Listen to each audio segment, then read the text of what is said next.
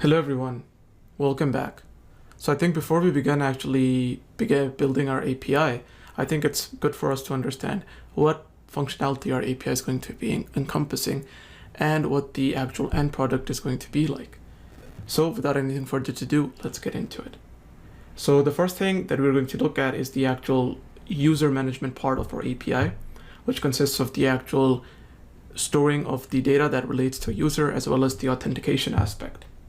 So for that, what we have are two endpoints in our API. The first one is API/auth. Here we have several different endpoints, each of which performs a very specific action, which we're going to go into much more detail when the actual specific module related to authentication comes about in this course. For now, all you need to know is that API/auth refers to any kind of authentication endpoint that we might use. For example, invalidate session means that all of the JWT tokens that have been given to a specific user can be invalidated so that they are no longer legal and cannot be used. Hence, if the user can essentially log out from the API. The actual convert token is going to be used for our actual OAuth 2 implementation, where we're going to use the actual Google login, where Google is going to give us an access token, and that access token is going to be actually provided to our convert token endpoint, which will then take that access token that's provided to us by Google, do some magic, let's just say for now, and then it's going to return us in token back, which is going to be then used for every subsequent request that we send to our API to actually verify our identity. And then these other endpoints serve similar functions. Now going back, the next endpoint that I would like to talk about is our accounts endpoint. So here you have two actual endpoints, which is users and profiles. Usually we're just going to focus towards users. Profiles is just going to be used if you want to edit a specific profile. So now, as you can see, if we get to the users endpoint, we actually get a list of different users that have been registered inside of our application. Each user has some corresponding data, such as their username, email, their name, first name, last name, profile. This profile is another object that is then embedded as a JSON inside of the actual parent JSON object of the user. As you can see here, we have a URL that points towards the profile endpoint, and if you click, you can see that I can go here and then I can edit the specific aspects of our profile.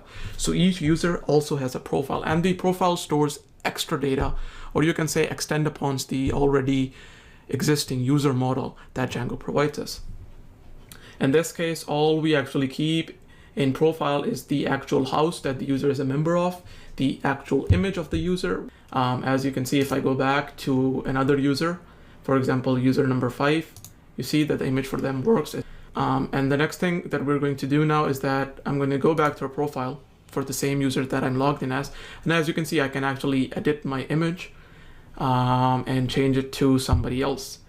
But now if I go back and I actually try to edit a profile of a user that I am not actually, for example, Malfoy, the username, you're going to see that I only have the permission to actually see their profile. I do not have any other permissions, such as editing their profile. Same goes for their user. The user endpoint is also going to be the endpoint that we're going to be using if we want to register a new user, where we're going to provide the first name, last name, email address, and password. And then we're going to create a user, and the old password is just for the scenario where we would like to change the actual password of an existing user. So this pretty much completes the actual user management aspect of our API. So now the next thing that we're going to look at is the actual house endpoint. So as we know that this API is going to be kind of a clone of, you could say, Trello, where different houses have tasks and each house has some members, and then each of those members can complete some different tasks in that house. So in this case, if you go to our houses endpoint, you're going to see that we have 3 different houses. Each house object actually gives us some information, such as the URL for the house, the ID of that house, the image for the house, which is stored on Google Cloud, some other specific stuff such as points. Points just relates to how many tasks the house has completed. So for example, the more tasks the house completes, the more points they get. We have completed task counts and then non-completed task counts. We have the different members that are part of the house. We have the actual task list. So each house has a number of different task lists. And each of those task lists then have different tasks in them. And once all of the tasks inside of a task list are completed, we mark the task list as complete as well. We have the amount of members the house has, a description for the house, the actual house manager. So let's just see what the actual privileges a house manager has that members do not have.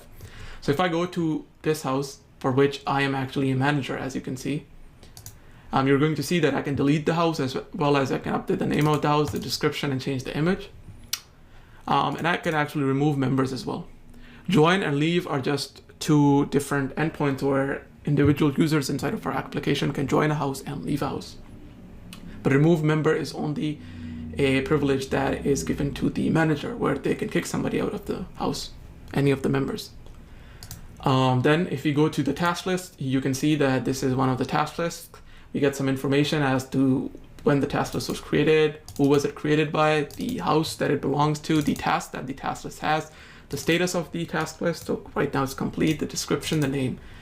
And then we have the actual tasks inside. Each task, just a fun side note, can also have attachments. So attachments refer to, like, for example, if I went grocery shopping and I bought something, then I can attach an attachment of a receipt.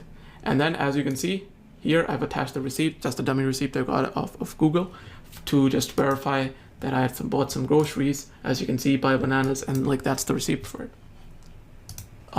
That is also stored on Google Cloud.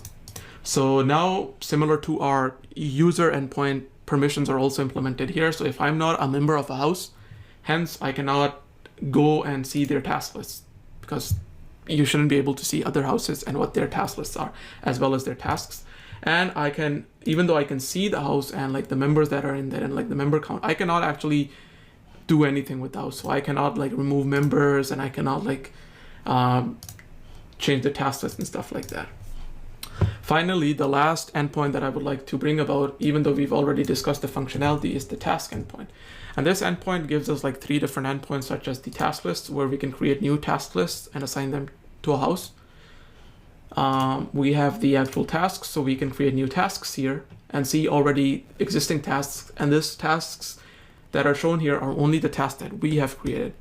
And then finally, we have an attachments, where we can create new attachments.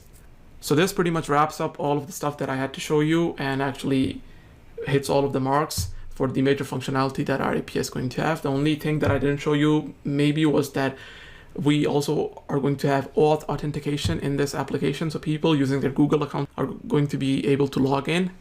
And furthermore, we're also going to actually deploy this API to a production platform, so that you can actually serve your API to end users in a stable environment that's well suited to actually handle multiple requests at one time.